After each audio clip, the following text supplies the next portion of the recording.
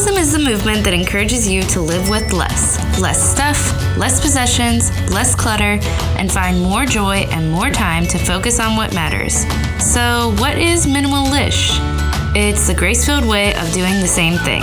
Sustainable, realistic minimalism that actually makes sense for your life. The Minimalish Podcast is here to help you make life lighter, realistically. I'm your host, Desiree, and my passion is to help you create room for what matters to you by cutting the clutter and excess stuff in your home and your life. It's not just about decluttering and having a tidy home, but about how having less stuff will give you more time and more space to focus on creating the life you actually want to live. We'll talk about topics of minimalism, motherhood, simple, intentional living, and everything in between here on the show each week. Let's walk towards simple together.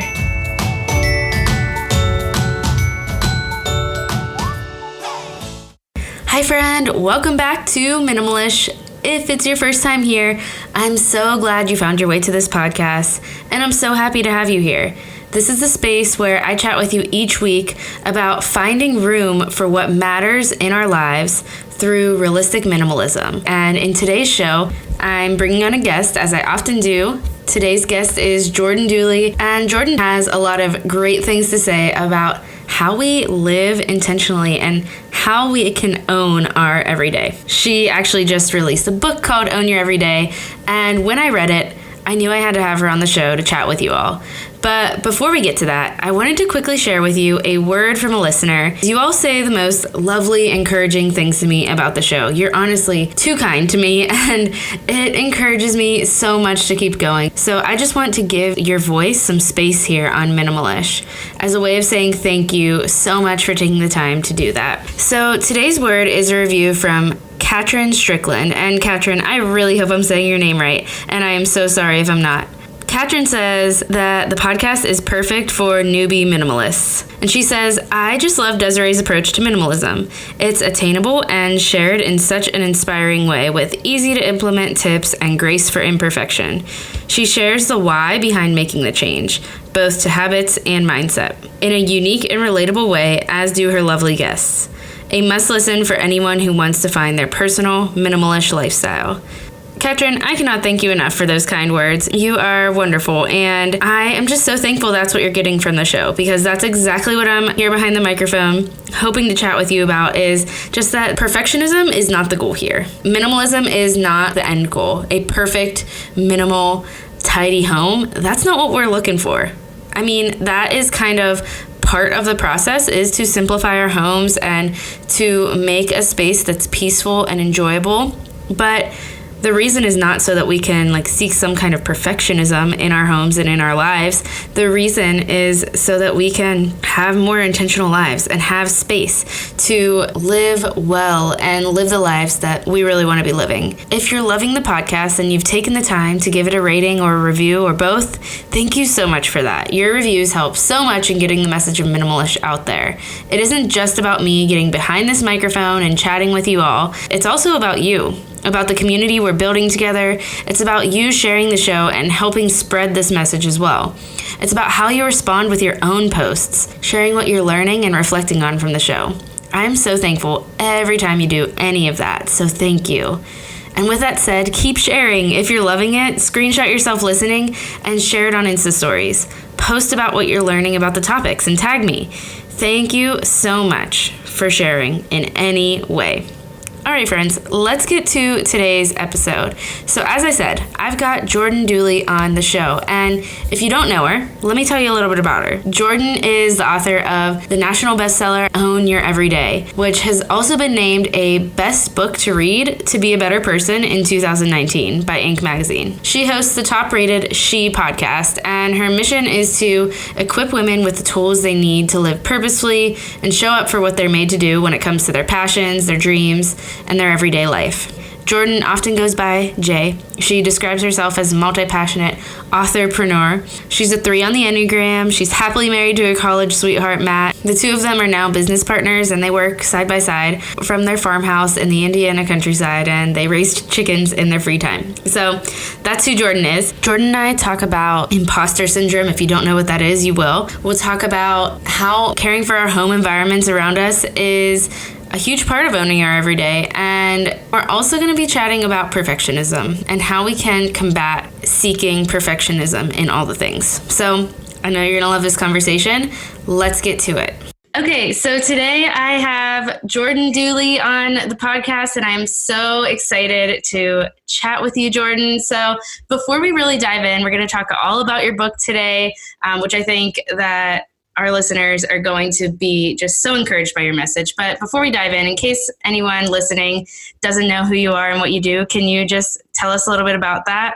Yeah, well, thank you so much for having me on. It's so fun to be here. And I often describe myself as a multi-passionate authorpreneur, which is so funny. I just found that term not too long ago. And I was like, yes, that is me. Because I write books, but I also feel like just saying I'm an author doesn't quite describe it, because I really have such an entrepreneurial spirit and such a heart for giving women tools to really really own what they're made to do, both in their everyday life and like the unglamorous things, from owning and showing up for their families and for their faith and for their homes, but also when it comes to their dreams and passions and giftings. And so learning kind of how to blend all of that into one specific title is a little bit hard, but that's really what's come through in my new book, Own Your Everyday, is really saying, like, how do we take ownership of our lives, and what does that look like before these cool, big, flashy, extraordinary things happen?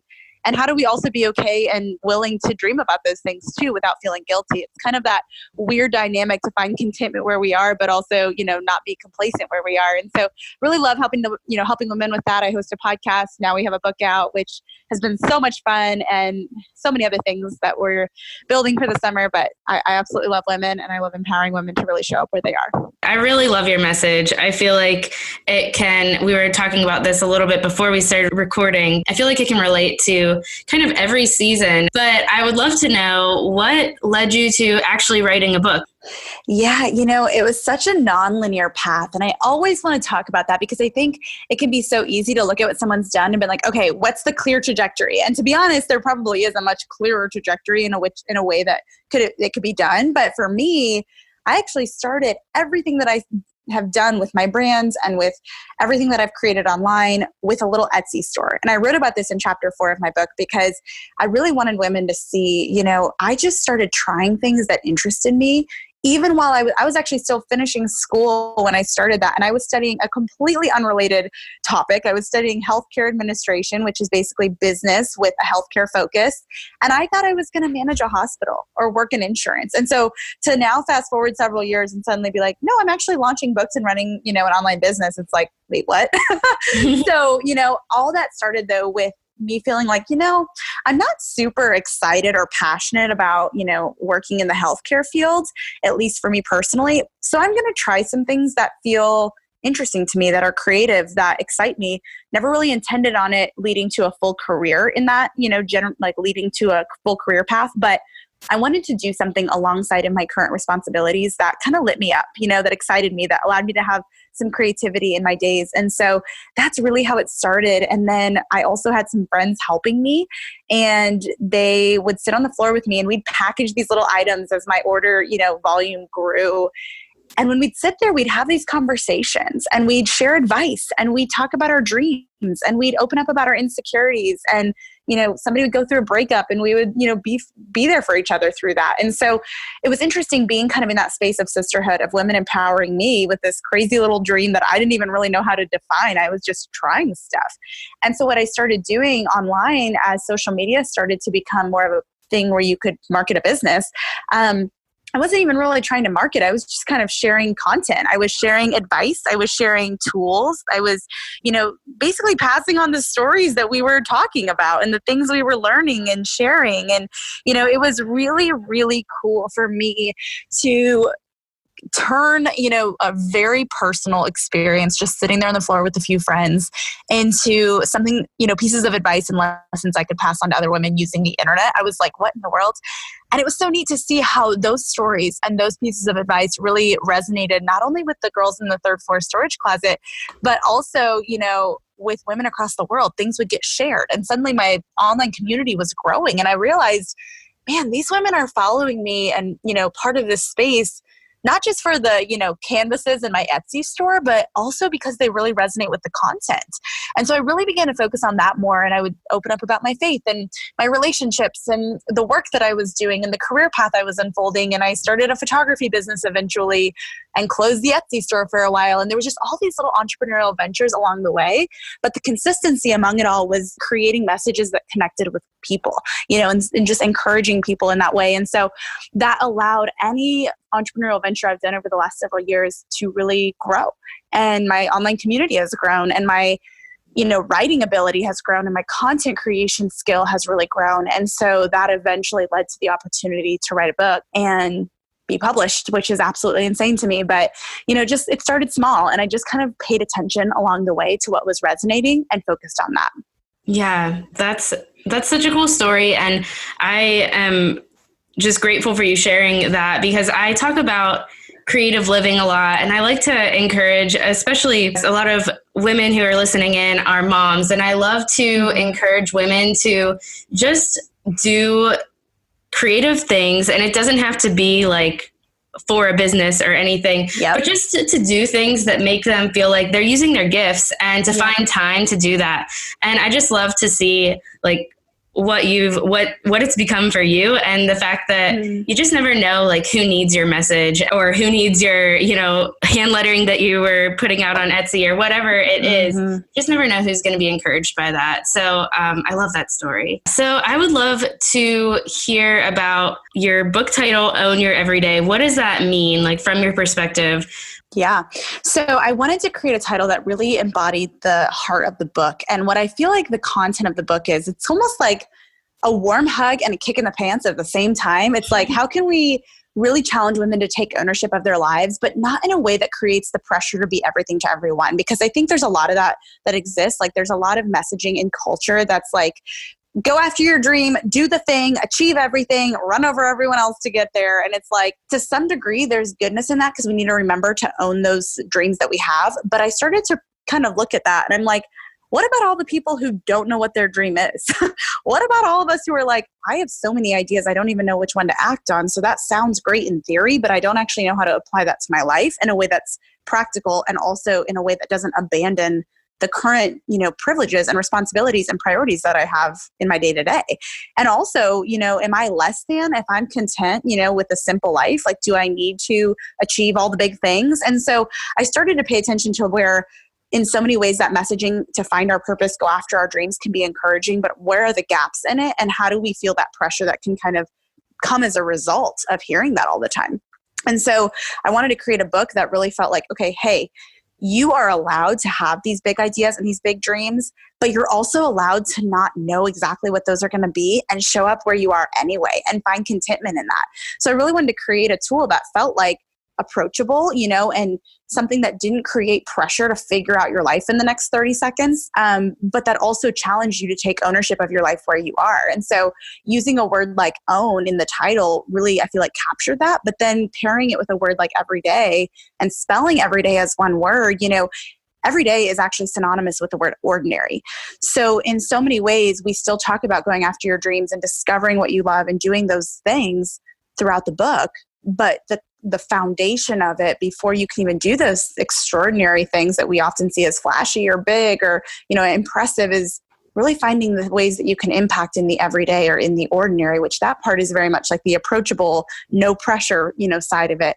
And so I think bringing those things together was so powerful, because at least for me as a woman in modern culture, I feel like I either get the message to like be the ultimate girl boss and achieve all the things and make all the money and be all the, as impressive as I can possibly be, or I get the message of like, just be content where you are.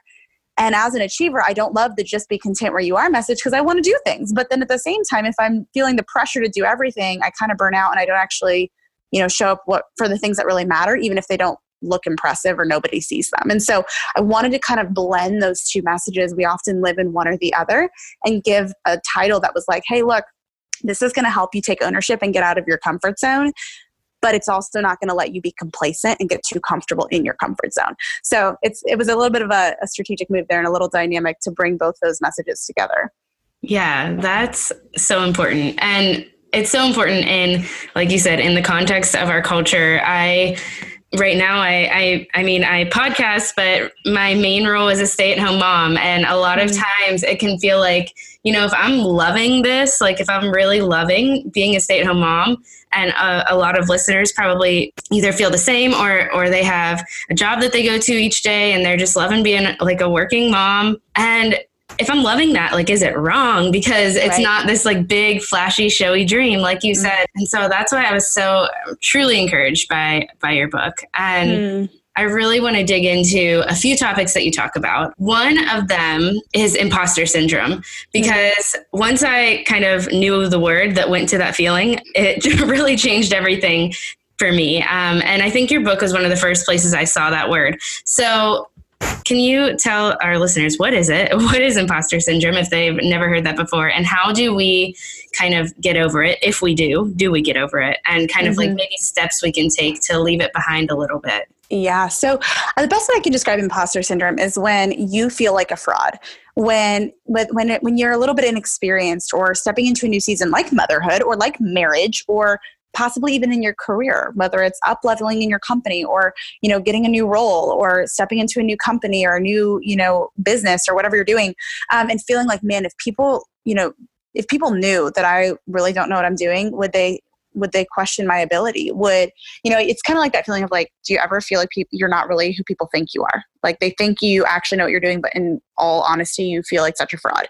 That's kind of what imposter syndrome is. And I think that feeling of I'm inadequate, I'm unqualified, I really shouldn't be doing this, I feel like I'm faking it till I make it, that's imposter syndrome. And so how do we tackle that so that I think that can really get us stuck and really get us doubting ourselves, doubting, where we've been placed and why we're placed there and what we're supposed to be doing. And so, I have felt that in so many ways. When I started my little small business in college, I shared this in the book, it's like I was doing customer service in biology class. I'm like, man, if these women really knew that this is not like a fancy, 10-person team production, they'd probably want to return all their stuff, right? And so those lies that come up when we don't feel like we're doing it as, produced or put together as maybe somebody else, we begin to doubt ourselves. So, that has been a recurring theme in my life and in my business from the very beginning. And I have a lot of women who reach out to me saying like, hey, I want to start, X, Y, or Z, or hey, I just got married and I feel like I have to be this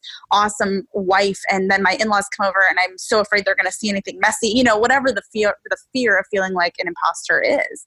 And, so I talked about in the book, just like some practical ways to kind of tackle that and some different mindset shifts and perspectives that I think can really help with that, which are maybe a little unconventional, but that have really helped me. So I would love to know, like, do you still feel that, like, as you're launching a book, do you still get that feeling of imposter syndrome? And if and when you do, how, like, what's one thing maybe that you do to kind of get over that?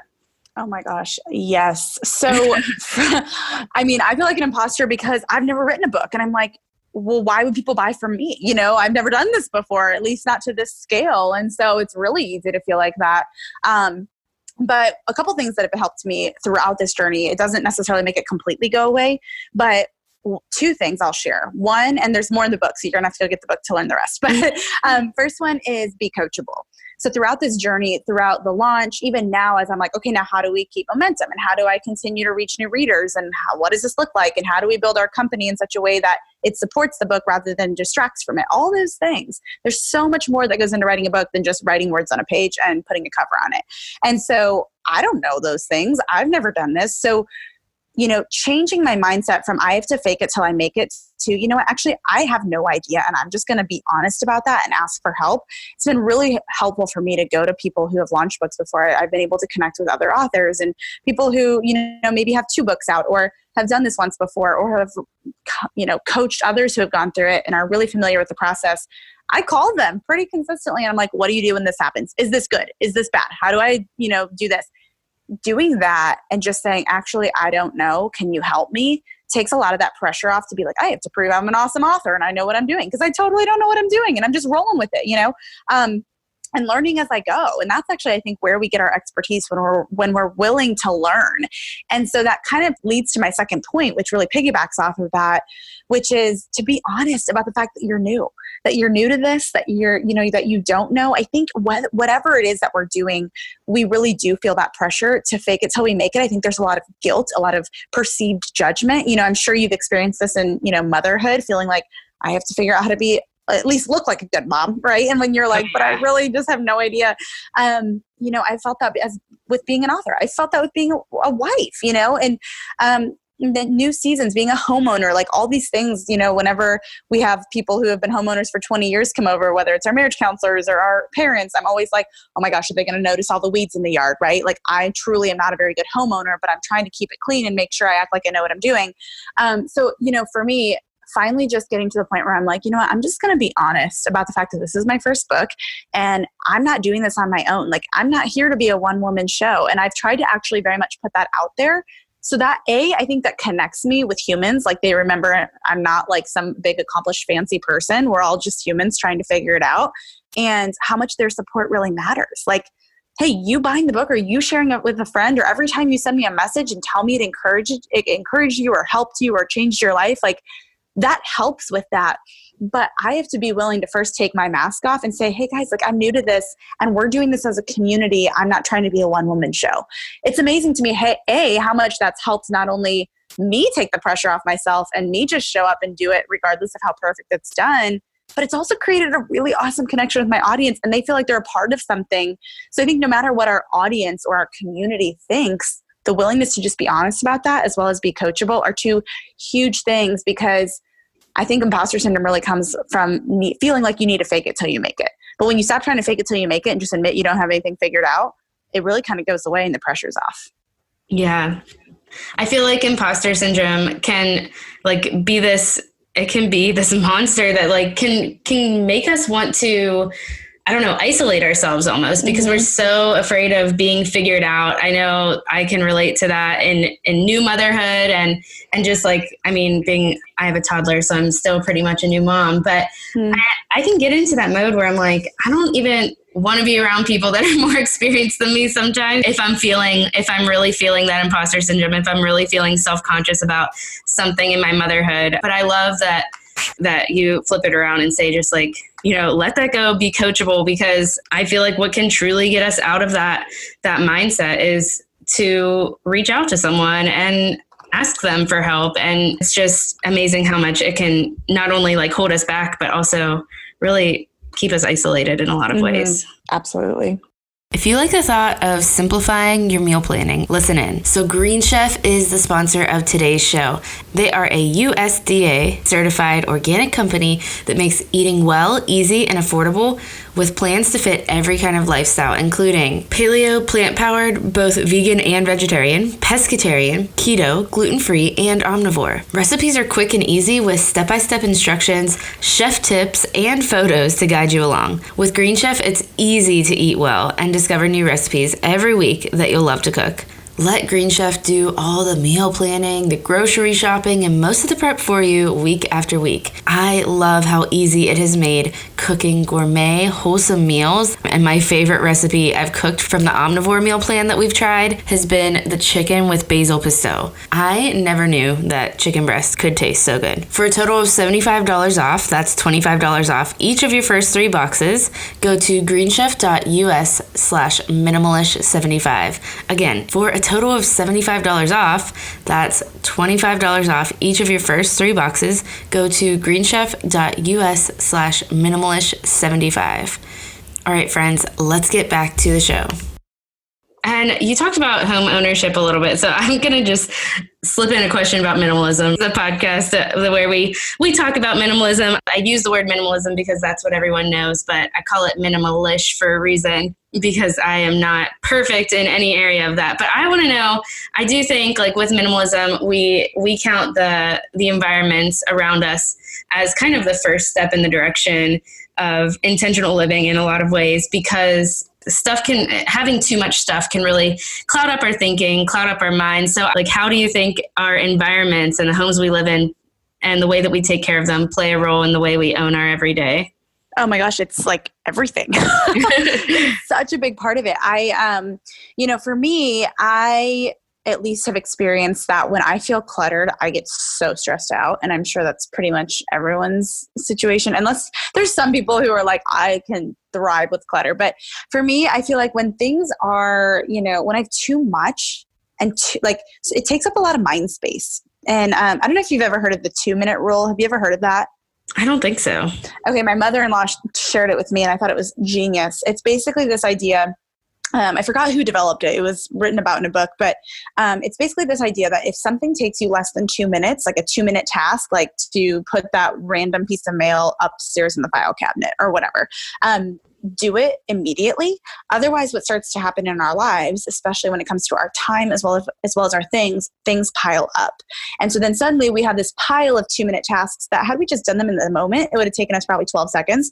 But now it's going to take us 30 minutes to get through, and we just keep like piling onto it and avoiding it. And that's why we have stacks of mail or just like random piles of crap in our houses and in our lives or tasks that we've just been putting off, that really would have taken us just a couple minutes. RSVP to that wedding, call so-and-so back, and you don't want to do it randomly. But one lesson that's really helped me when it comes to being, minimal-ish, like I am not the person who can have 3 pairs of underwear. Like it's just not going to happen. Yeah.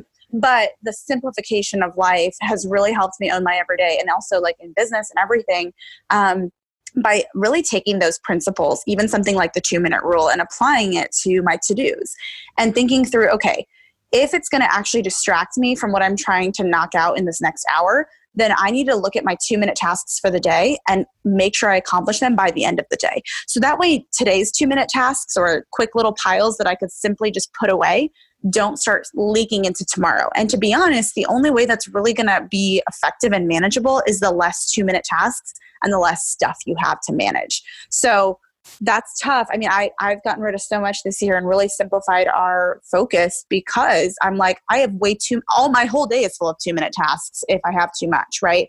So it's like, how do I begin to have enough without having too much so that I can actually manage those things and truly accomplish them by the end of the day?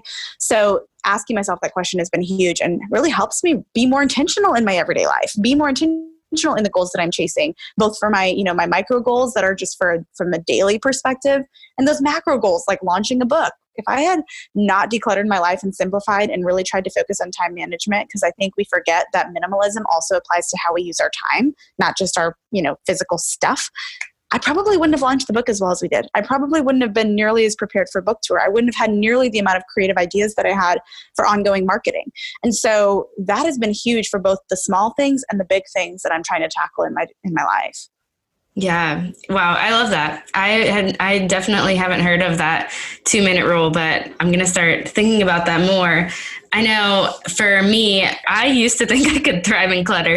I've always been someone who's like, I just can't figure out how to manage all this stuff around me. I thrive just fine, but it's so obvious now that I no longer live in that I wasn't thriving. And now, I can be more creative and accomplish things because I have not only like dialed back my stuff, but also my time. And that's so true. I think that the stuff part of minimalism is just the beginning, really. And then you can dig into really prioritizing and your schedule and all of that. And you talk about prioritizing a little bit in your book, and you especially talk about it when you're talking about perfectionism. So I feel like, I don't know if it's women or just everyone, but I know that I struggle with perfectionism, and a lot of people that I interact with on a daily basis struggle with perfectionism. And in the world of minimalism, it's like,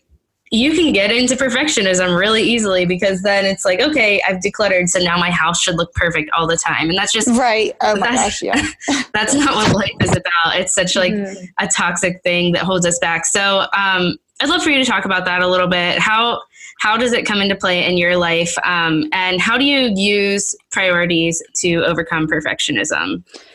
Yeah. So one thing that I have found is usually when I struggle with perfectionism most is when I'm really caught up in trying to prove, and I have way too many things to do because I almost feel like I can't really do anything well. So then I overthink everything that I'm doing, and then I get kind of paralyzed. I'm like, it's not good enough, because it probably isn't, to be honest. I'm kind of like, half doing it, you know? So one thing that's been really helpful for me is like, okay, I have to stop being the girl who's trying to be everything to everyone, because I think that's sometimes the root of perfectionism. It's not only that we want something to look flawless or look awesome or, you know, never be imperfect again, but I think it's also this, like, I actually looked up some psychological definitions of perfectionism because I was really curious, like, what's really going on here? It's not just a determination to do something with excellence. It's like beyond that, you know, perfectionism really leads to like paralysis. And so, or just complete overthinking. And so I looked it up and it basically explained, and I wrote about this in the book, that perfectionism is not merely a way to avoid failure or like a striving to avoid failure. It's not striving for excellence. It's actually it's a means to avoid failure. And it's actually a means of earning love. Like, your mind no longer looks at love as something that you just freely receive. It looks at love like something you earn by your performance. So we begin to distort our lovability and our worth when it comes to when we start living in perfectionism. We start feeling like, well, unless I perform perfectly, or unless my house is flawless, like my friends aren't going to want to come over and therefore I won't be lovable, right? Or my business won't take off, so therefore I won't be successful. And so we begin to measure our worth by our performance and therefore how loved we are, or how much love we're deserving of. And so it really warps our ability to really be in relationship. And I actually described it like perfectionism says, look at me, I've got it all together, even though we totally don't. But purpose says, hey, sister, I don't know what I'm doing. Let's do this together. Like, this idea of like, let's help each other and let's cheer each other on even when it's imperfect actually really helps us understand and get love back in its rightful place and get a healthier view of what love even is. Now, I'm no psychologist, but learning that definition from, I think it was like psychology.org or something, it was insane how like eye-opening that was for me. And so it really made me start shifting my perspective on, okay, how can I prioritize community, asking for help, and also giving myself permission to fail at certain things that truly aren't priorities, but that I'm trying to earn love from, or, you know, earn recognition from, right? And really prioritizing relationship over recognition is huge. And I think we forget that we often strive for recognition at the cost and the expense of real true connection and relationship, which often comes from vulnerability and struggling and not being perfect and needing help and leaning in to help others. But when we're always living our life as a performance, we actually, like you had just said, like, it's equally as isolating as imposter syndrome.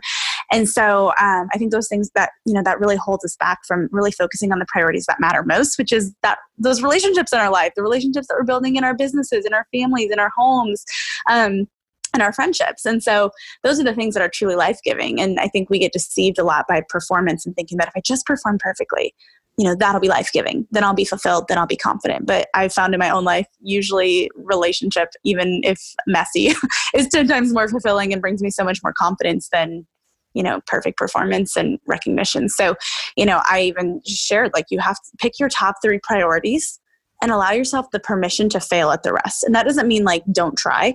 But it's like, you've got to know what actually matters most in your life and your why behind things and what you're really doing things for, or it can get really warped really fast. So if your top priority is your marriage, your children, and your business or whatever, then all these other little things that you're trying to like keep up all the time, it's like, there's ways that you can help support those 3 things. Like we talked about, keeping your house somewhat, you know, simplified and things like that are going to help you focus on those priorities.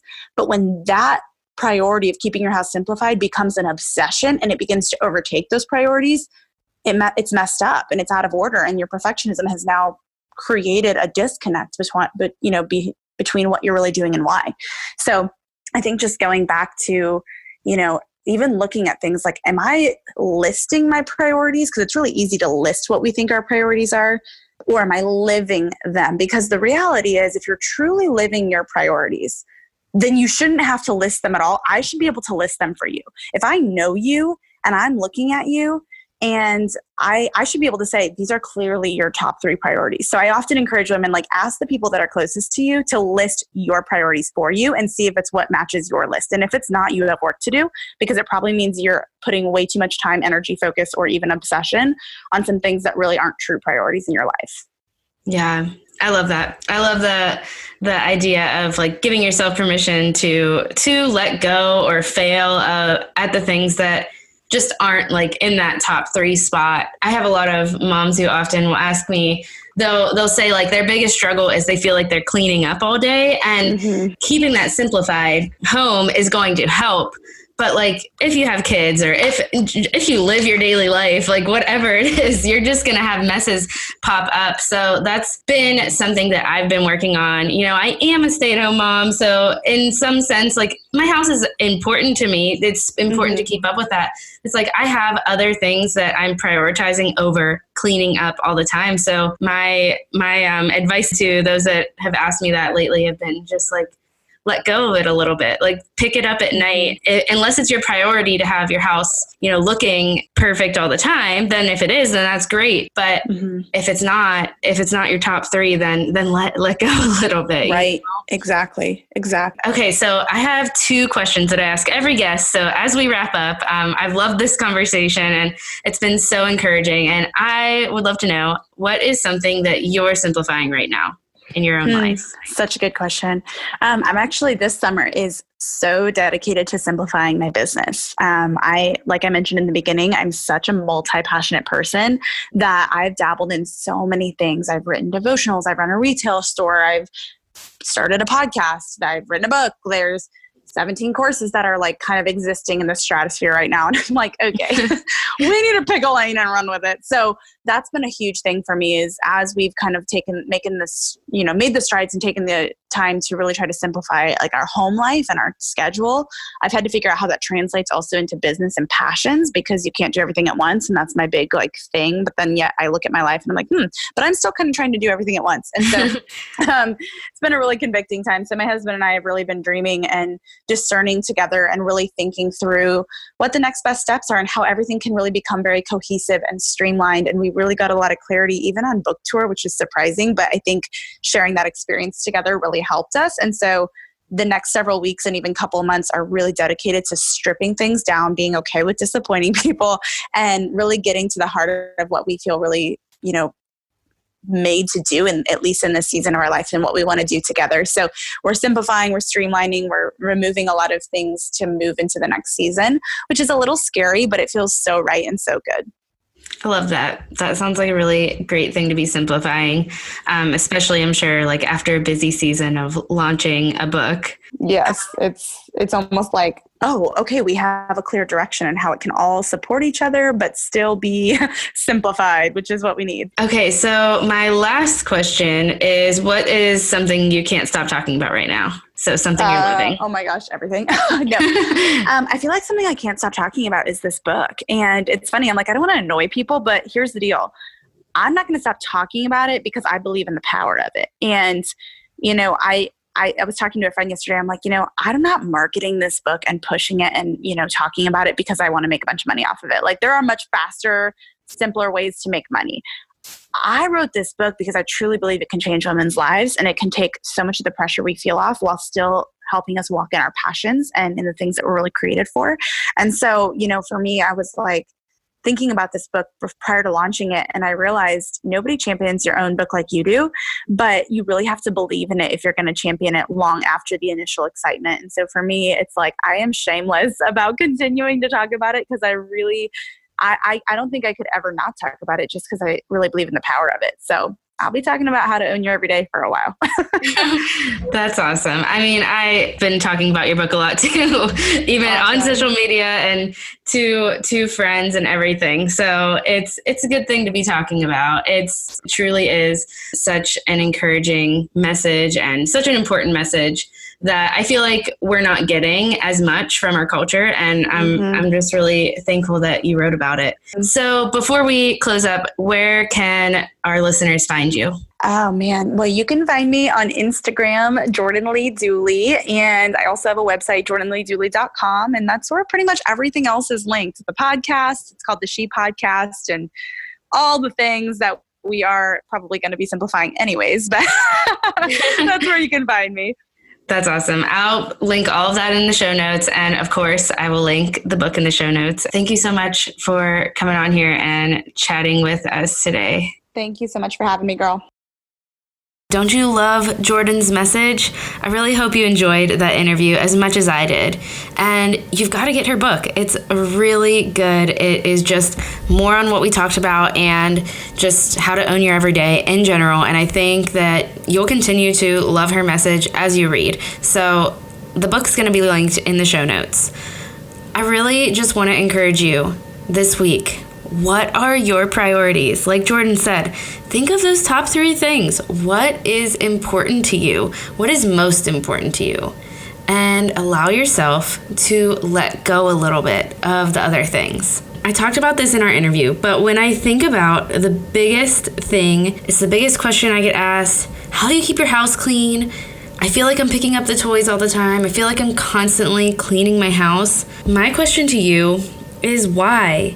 Is that your main priority, to have a perfectly tidy and clean home at all times? If it is, then awesome. Do it. But if it's not, if you've got other things that you have to do, if you've got other things that you care about more than having perfection in your home at all times, then focus on those things and let go of the idea of having a perfect home. Why are you constantly seeking perfectionism here? Is it worth the stress and time? Live with less. Pick up as you go. Reset a couple of times per day. But don't give in to whatever expectations or perfectionism that's making you feel like it has to be perfect. And I could repeat that for pretty much like anything you're seeking perfectionism with. Why? Why does it have to be perfect? What other things are more important to you that you could focus on and therefore let go of that perfectionism pull that you're feeling in whatever it is? My conversation with Jordan really made me reflect on that. Having less stuff, putting my priorities in the right place, have both helped me stop reaching for perfectionism. It's not something that I'm totally done with, but it's something that, I'm able to give myself that reminder to just stop each time it comes up. So if you're interested in minimalism, which is this thing that has really changed my life, and I believe it can change yours too, I have a guide to help you get started. It's called Making Room. It's kind of all about this philosophy behind the podcast in general, and it'll help you begin a minimalish life that really fits you. It talks about decluttering and getting rid of stuff and simplifying your home. That's the first big chunk of this free resource. And you'll get a practical guide that will help you start simplifying, give you some ideas on where to start. It talks about some clutter zones in your home, some quick minimalist projects that you can start and get done within like 20 to 30 minutes. And it also is going to take you through minimalism for your schedule, minimalism for your brain, and also what it looks like to just slow down a little bit and slow down your life. So I think this resource will benefit you if you're really wanting to start a minimalist life, and it's totally free. You can go to DesireeEndries.com/maketheroom, and that is DesireeEndries.com/maketheroom. All right, friends, I really am glad that you were here with me today. I hope you enjoyed this episode, and next week I am going to be talking about my morning routine. This is a much requested episode. I get a lot of questions about how I started a morning routine, what my morning routine entails, and how I actually got myself to wake up in the mornings and really be consistent with the morning routine. And let me just tell you right now, I am not a natural morning person. This was hard for me. So if that's you, you're going to gain from this conversation. So stop back next week, hit that subscribe button so you don't miss it. And until then, cheers to walking towards a more simple and minimalish life.